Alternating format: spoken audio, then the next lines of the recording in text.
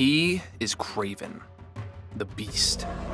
His mind is rage and glory. His heart is fire and pride.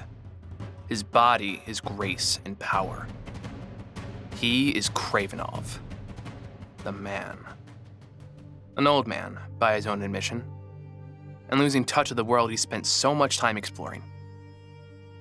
That's right, today we're going to talk about one of Spider-Man's oldest foes, Kraven the Hunter, introduced way back in Amazing Spider-Man 15 in 1964. Kraven has long been a thorn in the webhead's side with his expertise as a world-renowned big game hunter who sees Spider-Man as the ultimate prize. Kraven's real name is actually Sergei Kravenov, the son of a Soviet aristocrat who fled Russia back in 1917 during the February Revolution, in which Russian citizens turned on the last Tsar, Nikolai Alexandrovich Romanov II, after his attempts to lead military forces during World War I ended disastrously. This would lead to the Tsar's abdication and eventual execution in 1918.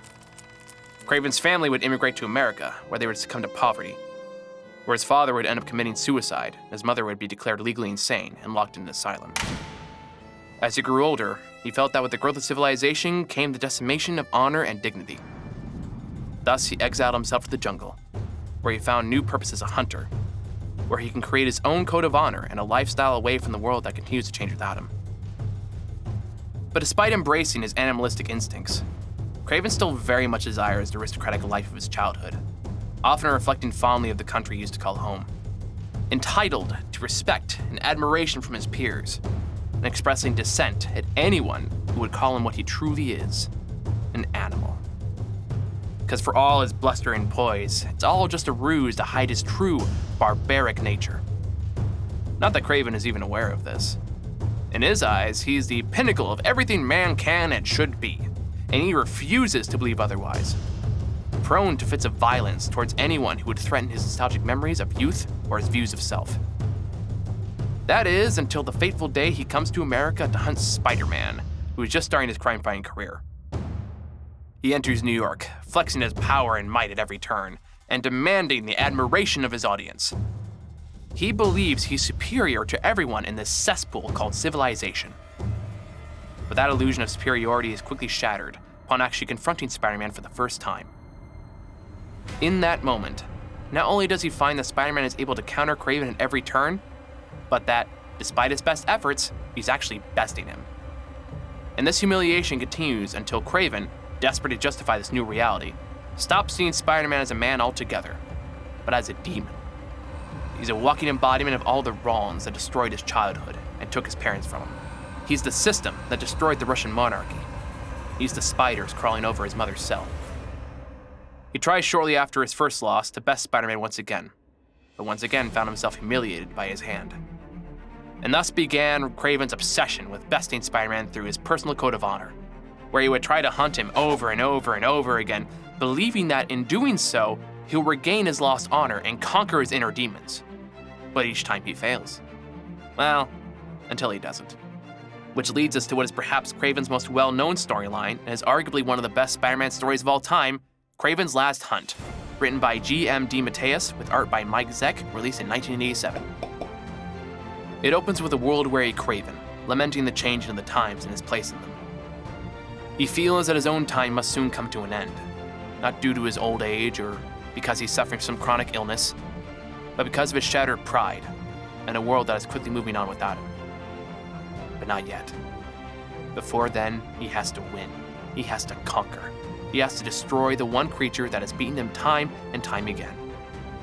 So he immerses himself into his last hunt, literally consuming mouthfuls of spiders to understand his prey. He lures Spider-Man to a final trap where he hits him with a tranq dart, holding madness in his eyes as he screams that his honor will be restored. He ultimately proves triumphant and buries Spider-Man alive. Then, he begins his real test.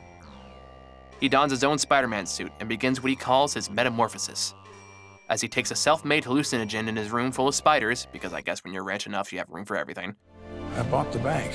What the fuck did I get myself into? And then endures excruciating pain as the herbs, roots, and poison take effect.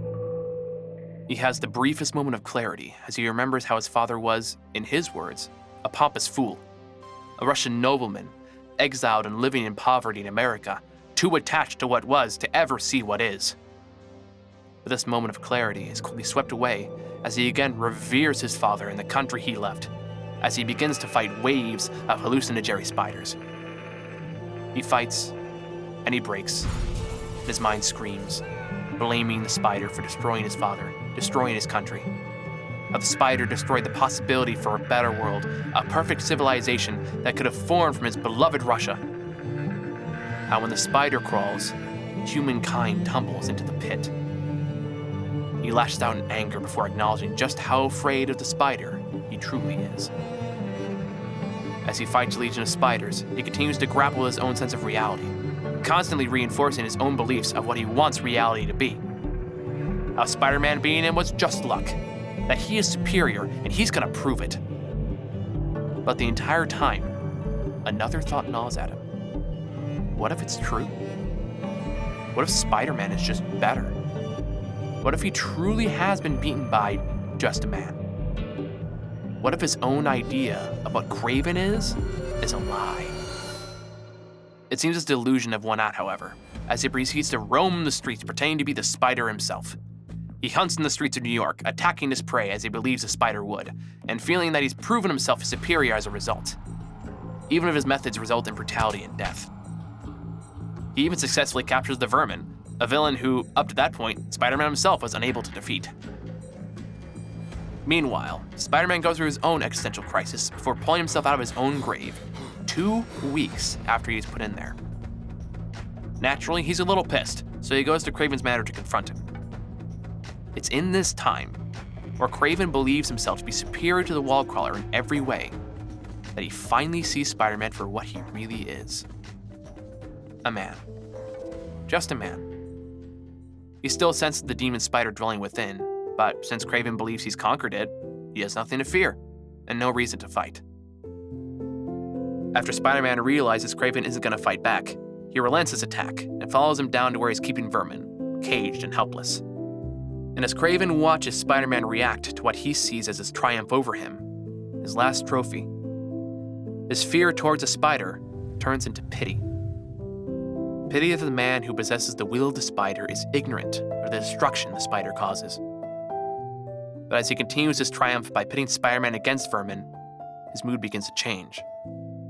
What was once joy and peace turns to sadness, feeling old and tired, until he's decided he's had enough and saves Spider-Man from the Vermin.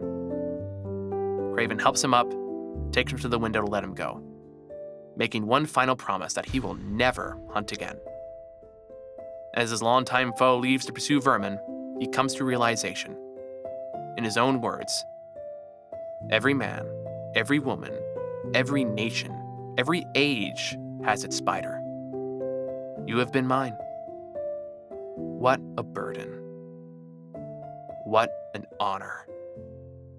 When Spider-Man leaves, he takes one last moment to reflect on his life, recognizing the strange calm he feels, the strange peace he's never had before. And with one pull of the trigger, Kraven fulfills his last hunt. This being comics, of course, Kraven wouldn't stay dead, a fact that he was super pissed about, by the by, but he would never again reach the same heights he did during that last hunt, despite attempts from other writers to do so. The closest he really got to doing anything of note in his time is in The Unbeatable Squirrel Girl, which, while a lot of fun, isn't quite top-tier Kraven. I think the reason few writers have been able to craft the Kraven of the Last Hunt is simple.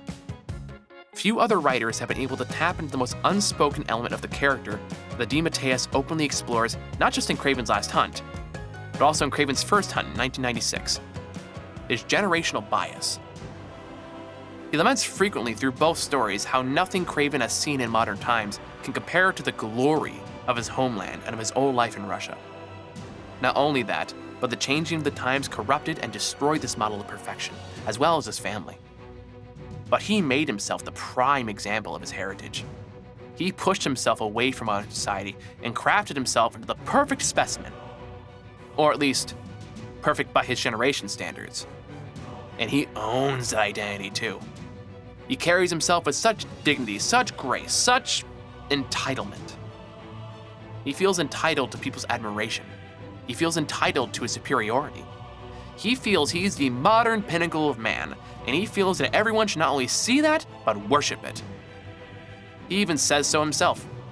He feels he deserves to get everything he wants, and he will not be denied. Being denied only causes him to lash out in anger, offended that his obvious prowess goes unrecognized. So strong are his nostalgic feelings towards his homeland, so revered are his memories of his parents and his sense of self that he absolutely refuses to acknowledge anything that would threaten those cherished images. He attacks Chameleon, his half-brother, for reminding him what he really thought about his parents. He frequently pushes down his own doubts in moments of reflection that dare question his nostalgic beliefs. He pushes down anything that might force him to realize the truth. Nostalgia is a dirty little liar. Nostalgia shows us what we believe made the times we grew up in great, or the miseries that were overcome that supposedly made us greater. It paints the past in strict black and white terms, ignoring how much or not enough things tend to change with time. It romanticizes the past to the point where any memory of it is devoid of fact or context. Because oftentimes, the part of our lives we're nostalgic for are times where we weren't aware of all society's complexities, where we can close our minds to the ugly and hateful and only focus on the things that made our lives bright and wonderful. In doing so, nostalgia forces you to look at your history with blinders, believing your generation to be superior to the current in every way only if you refuse to acknowledge all the shortcomings that generation had or crimes it was clearly guilty of. You can spot this tendency in others pretty easily with the often joked about phrase, "back in my day," or any variation thereof. You're young. You don't understand how the world works. What it's really code for is, this is what nostalgia tells me was better, or worse, your generation hasn't suffered enough and is therefore unworthy. And people use these terms to lord some perceived superiority over the generation that followed, maintain that sense of nostalgia at the cost of truth and context. Now we can challenge that nostalgia and directly confront those who spread overly nostalgic sentiments that borders on willful misinformation. However, doing so usually prompts an aggressive response from those who hold these sentiments dear. It's often interpreted to be a threat, not only to their worldview, but also their perceived dominance and entitlement in society. Which brings us to Spider-Man. When Kraven comes to New York City in search of what he sees as a worthy hunt in Spider-Man, he does so at his peak, and believing that, while his defeat will be challenging, he stands no match against the mighty Sergei. Much to his surprise, however, once he confronts Spider-Man for the first time, not only does Spidey manage to stand his ground against him, but actually starts to win. Kraven's mind can't possibly comprehend that any man, especially one so much younger than him, would be capable of besting him. So in his panic state, Kraven's mind creates a new monster, the Spider, who he attributes to be the demon that not only gives Spider-Man the strength to win, but is also responsible for the destruction of his family and his homeland. And the idea of this terrifies him and creates an obsession that would ultimately consume him. But what Kraven is fighting isn't actually some vague demon. What he's fighting is the next generation. He's fighting the realities of the future. Kraven frequently laments the loss of his country, and has claimed everything to come after to be inferior or an abomination. Therefore, anything to come during this new era must be inferior to him. Otherwise, his worldview is clearly wrong. And then along comes a Spider who has proven beyond the shadow of a doubt that he is stronger, faster, and dare I say better than Kraven could have ever expected. But this can't be. He's Kravenoff. He's the alpha, the top dog. There's no way some younger pup could ever hope to take him down. So it must be the fault of something else, something darker, something he can blame for all his misfortunes, and thus creates a new threat to make sense of this new development that carefully shelters his fragile ego nostalgia. But he can't just let this new threat lie. He can't just blame it for his problems and leave it at that. No, no, no. He must prove that he is better. He must prove that his generation is superior in every way, because then that means he doesn't have to face the fact that his childhood was as messy and complex as the country he came from. That he doesn't have to face the fact that the world has moved on without him. He doesn't have to face the fact that this new world, this new generation, doesn't owe him a goddamn thing.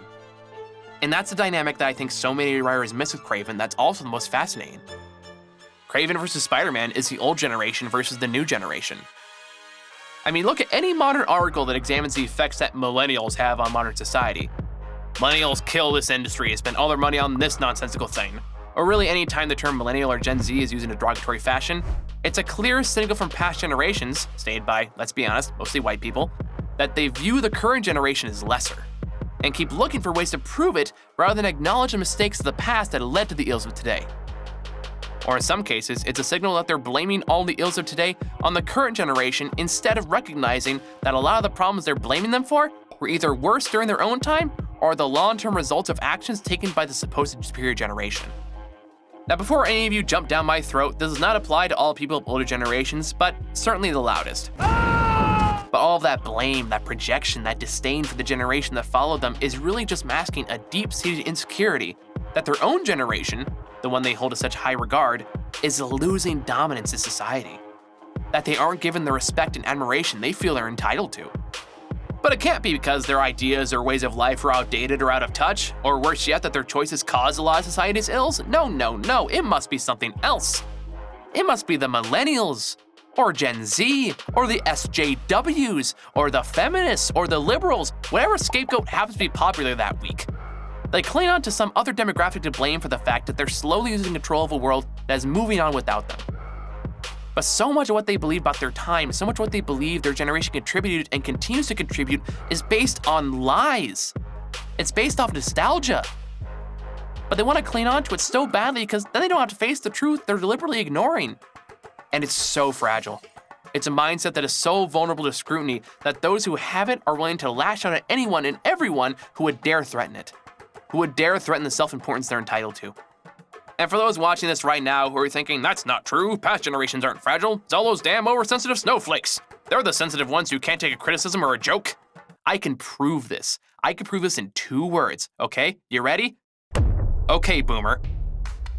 Yeah, I recognize that immediately dates this video, but if you want an example within the past couple of years that shows just how fragile the ego is for some people of the past generation, look more than the phrase, okay, boomer.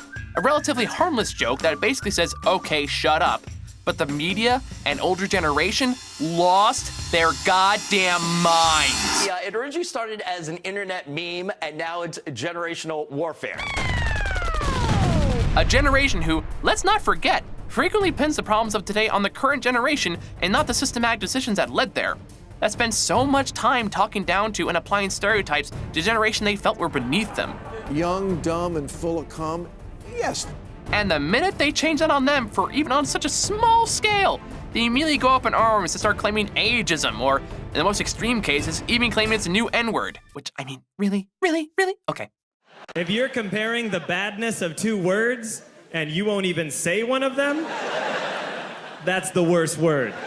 I suppose the newer variation of this term would be the label Karen to describe racist white ladies, which has also received predictably dumb backlash. But let's be clear, all of this warring over cultures and generations ultimately serves to distract from the real problems of the world, the problems that need to be dealt with. The older generation holds tightly to this narrow view of the world and looks down on future generations, does so with purpose, which is to prevent real and necessary change from threatening their power. It's why we're seeing so many older rich people fighting hard to prevent wealth taxes. It's why you see people on Fox News, a station basically built on appealing to older generation nostalgic views, openly attacking Greta Thunberg, a 15-year-old girl, for daring to call out people for deliberately avoiding addressing climate change. Yeah, I know a lot got lost in the shuffle the past couple years because of Trump and COVID, but do you remember that shit? Do you remember when a bunch of grown-ass adults felt it was perfectly okay to attack a literal child for daring to care about the planet we live on? If it were about science, it would be led by scientists rather than by politicians. And a mentally ill Swedish child. I know it's only a drop in the bucket in terms of horrible actions made by Fox, and they apologized for it, but did they really need to explain to them why bullying children is bad? And God knows how many more events that gets applied to that happened before or after this video has been published. It's why important and necessary social change isn't happening as fast as it should be. Because nostalgia is being used as a weapon. It's being tainted and warped into trying to convince the older generation of a past that doesn't exist. And it's working. It's transforming what should be a collaborative effort to make the world better into a petty battle of us versus them. And that's dangerous. And people are suffering because of it. I don't know if people of older generations can eventually break free from this misinformed sense of nostalgia or if they'll die clinging to it. But I do know the current generation. We, whether you're millennial, Gen Z, or even Gen X, need to do better. Millennials, I'm not letting you guys off the hook off too easily either, because we are just as capable of making the exact same mistake and using nostalgia to blind us to the truth. And don't think I haven't seen you pointing the star and drama with the Gen Zers over it too. While we all have nostalgia in one way or another, we cannot let it blind us to changes that need to be made and the people of the next generation that's going to help us get there. If the older generation won't foster cooperation, then we need to do it. We can create a better world, and the only thing stopping us from doing so is how we choose to deal with each other. Because pride, ego, and entitlement aren't worth it. They're not worth putting on blinders and not worth ignoring history and context. And to be clear, it's okay to be nostalgic for some things in life, but you can't do so at the cost of losing your grasp on reality and making bullshit excuses as to why life isn't like the good old days.